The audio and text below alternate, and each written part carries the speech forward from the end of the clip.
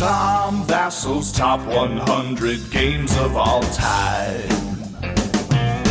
Some say that Tom is like a giant among men. Others say he's a little obsessed. I don't even have a top 10.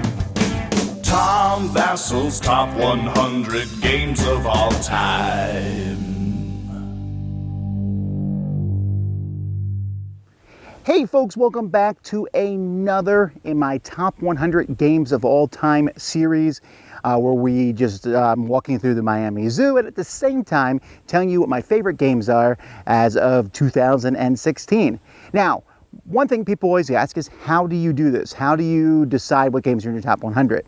Well, I mean, there's some sense of that in my head, right? I'm always kind of keeping track of what games are where and what games I'm going to pick. But what I do is I write all the cards on a 3x5 cards, or half of a 3x5 card actually, and I write every game that I can think of. I go through my collection, I look at all the games, I see how many I have, and I write down everything. I think I end up with 230 games on these piles of cards. I then take one card and put that on the table. Just pull a random one out. So let's say it's Pillars of the Earth, which I think was the first card I pulled out. I then say, okay, is this game better than Pillars of the Earth or worse than Pillars of the Earth? And I kept doing that till I had two piles of cards. Then I took all the cards that were better at Pillars of the Earth, and then I pulled a card out from that stack, and then split that stack into two stacks. And I kept going till I had about a small stack of 20 at the very top. Those 20 I just rearranged. I just stuck them all out, said, okay, 1 through 20. And then the card that was underneath them was 21 or whatever the numbers were.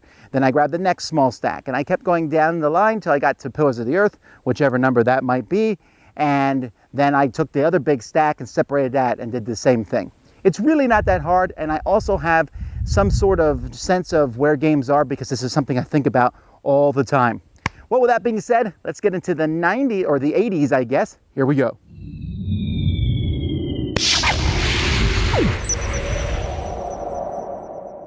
So now we're going to talk about Targi. This is a new game for the list, although it did not come out last year. This is one of those games that I feel like I played a little bit after everyone else played it. It's a two-player game, and in this two-player game, you are trying to get different resources to buy cards, but you're doing this by placing workers on the outside of a grid. Now, I've come to the conclusion that this grid type of stuff is something I really like. But I love how you're placing these people down on this grid, which allows you to go there, and that means the other person can't go to that same area. And so back and forth, and you're sitting there thinking, okay, which one do I want to take next? Because that's going to let me do these actions here, but if I go here, it's going to let me take these actions here, and I don't want to mess up the other person, or I do want to mess up the other person, but at the same time, I want to help myself, and it plays so interestingly. There's not many good worker placement games for two players, and Targi fits that perfectly. This is a two-player game that even now, it's one of those ones that as I talk about, I'm thinking, ooh, I love to see what kind of cards come up next and what kind of strategies I'm going to pick and how I'm going to outthink the other person. And you always feel like they're going to go exactly where you want them to go, where you don't want them to go, and they do, but you're probably messing them up too. Very entertaining game, Targi.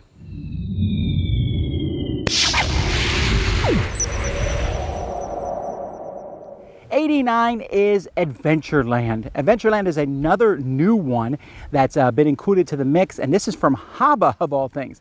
Now, I like Haba, right? They make great kids games, but I never expected one of their games to be my top 100. Adventureland, they came out with 3 family games last year, and one was about ghosts, one's the Karuba, which was nominated for the Spiel des Jahres, but my favorite is Adventureland.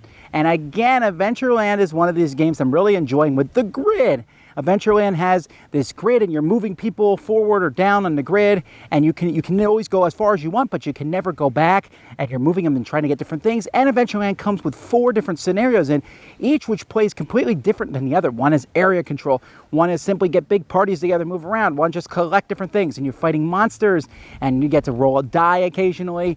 But the game, and it scales well, 2, 3, and 4. This is a game that I'm really surprised has not gotten more buzz because it's so fun to play. Every time I play it, I'm thinking, ooh, how far am I going to move down? What new things can I discover? How am I going to work in this game? That other player moved there, so they took what I was going to take. So now, do I move slowly and get a whole pile of things, or do I move down here and get this really good item I want? Stuff is randomly showing up on the board too, which adds a level of randomness. It's like a grid where things are randomly popping up. Just an excellent, wonderful game. Very much happy with this one, Adventureland.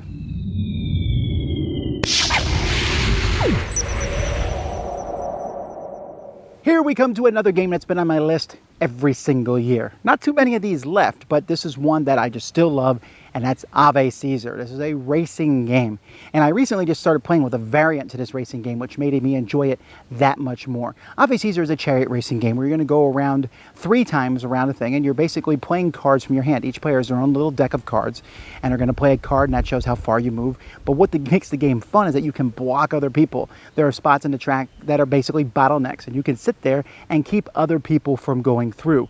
That is an amazingly fun thing. The variant I play with is now if you play a 1 and someone's directly in front of you, you can switch spots with them, which really adds to the fun of the game and makes the 1s that more potent.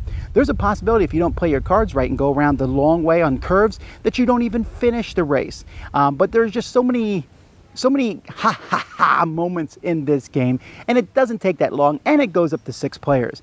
This game's out of print. You can find copies on eBay for an okay price. I'm hoping to see it come back print in the next couple of years because it is an amazing, fun racing game that is Ave Caesar.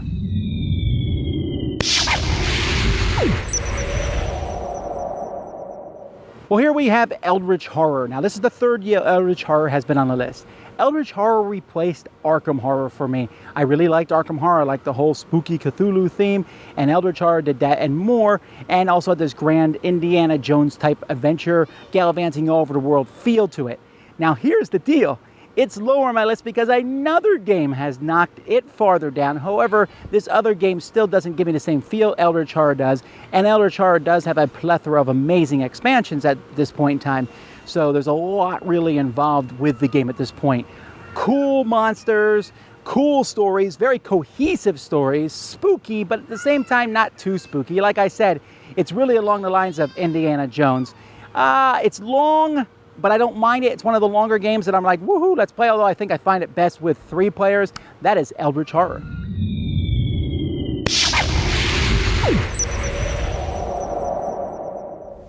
David and Goliath. This is the 10th year this game has made the list. And really, my David and Goliath set is all beat up. It's a player entertainment set, and I really need a nice, new, fresh, beautiful version of David and Goliath because it's one of my favorite trick-taking games. Now, I really enjoy trick-taking games, but you're not going to see a lot of them in my top 100 because they're just not in my top 100. There's no other reason for it other than that. But David and Goliath still makes it up high on the list. Why is that? Because of several things. One, it scales really well. There's very few trick-taking games that work well with 3 players, and there's even fewer that work well with 6, and this one does both. It has a really cool mechanism. Whoever plays the lowest card wins the highest card. Whoever plays the highest card wins all the rest. So these things all come together in a very tactical, well, it's a little more chaotic with 6 players, but a tactical, fun, entertaining, trick-taking game that's not that complicated to go. And then the scoring system where your cards are worth the points there. So if I win a 17 and a 14, that's 31 points. But if I get a 3rd yellow card, let's say those were both yellow, a 3rd yellow card, now they're worth 1 each. So you want to win several cards, but not too many. Skill, finesse, and fun. David and Goliath.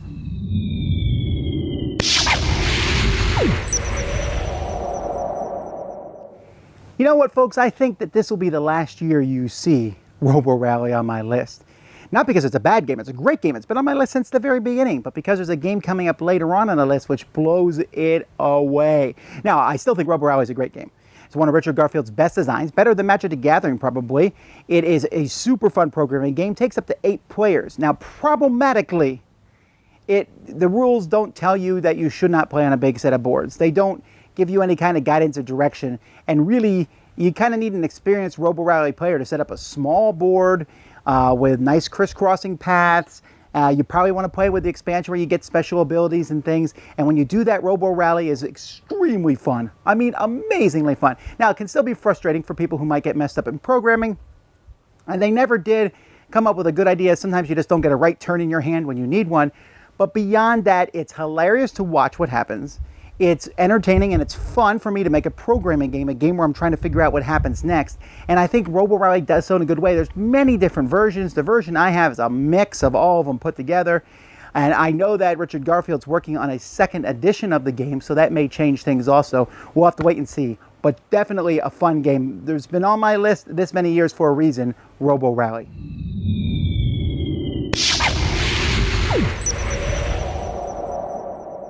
Francis Drake is a huge box of a game. And when you open it up, you're like, wow, all these pieces, is this that complicated? No, it's not that complicated. Francis Drake has been on my list now for 4 years. It's broken up into 2 games. In the first half of the game, you are going to the market and buying things you want. And so you're going to this market and you have these workers and you're going to place a worker. You can put it as far down the path as you want to, but you can never come back. So there might be something you really want, but if you get that, you can't get all the things that you skipped. But you can also go slowly and get things, but you might miss out on all the good stuff as other people dart ahead of you. That's a really fun game out of itself.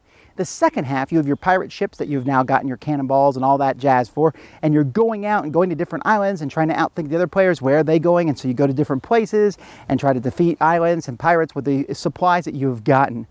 It's very intriguing how the 2 halves work together. I think the first half's the most fun part, but the second half is also a great part, and they come together in just a really good way in Francis Drake.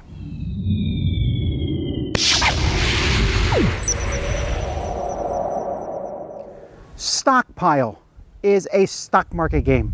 No big surprise there, but Stockpile is probably the best stock market game. Yes, I know some people come out and say, no, Acquire's really the best. No, Stockpile's really the best. Now, Acquire's a great game, but Stockpile is a game in which each player has a bit of inside information when it comes to trading in the stocks. So you know a little bit, there's some different stocks on the board, you know a little bit about what's going on, but you don't know about everything. And so there's an auction system in the game.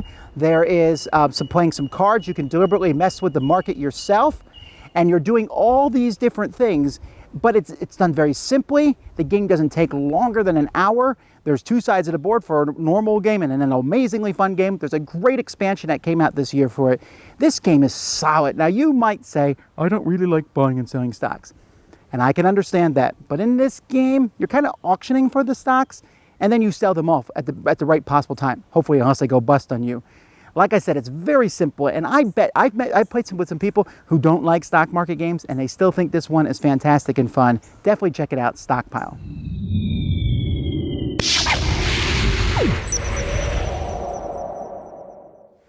Dice placement games. I like them. This one has been on the list for, I think, 8 years. That is Kingsburg.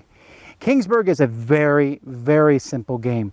You roll dice, you then use those dice and place them in different spots. You roll 3 dice. So if I roll a 1, a 4, and a 6, I can put my die on the 1, the 4, the 6, or the 5, the 7, the 10, or the 11. I have different combinations, but someone may have already gone to the spot I want. The higher the combination, the better. The better number get higher, but at the same time, if I use all 3 dice in one thing, then that's all I'm going to get. Most of the things you're getting gold and stone and wood. You then build buildings. Now, I will be honest, Kingsburg would not make my top 100 if it was not for the expansion. The expansion is fantastic. Not only does the expansion add more options, but it also allows each player to have a different set of buildings to build. So you will be different than another player, which is a lot of fun. And it also adds some ways to minimize some of the luck that's in the game. I don't mind the luck at all. It adds some cool options to the game. 5 different modules, and at least 2 of them are necessary, and 2 other ones I would highly recommend. Kingsburg is an easy game to teach people. I can say, here we sit down, roll dice, go do this, get workers, do this, build this building. That building gives you a bonus here. It sounds and looks more complicated than it is. Once you teach it, people can get up and run with it. Beautiful components. It's been on my list this long for a reason. Kingsburg.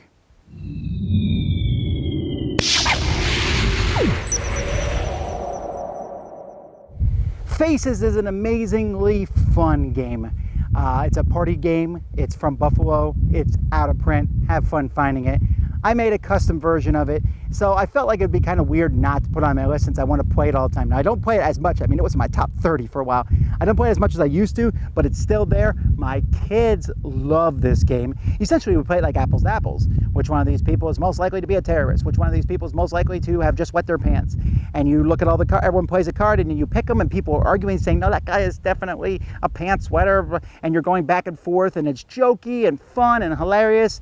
And I have all kinds of weird pictures I pulled off the internet making fun of everybody and everything, and it is a lot of fun.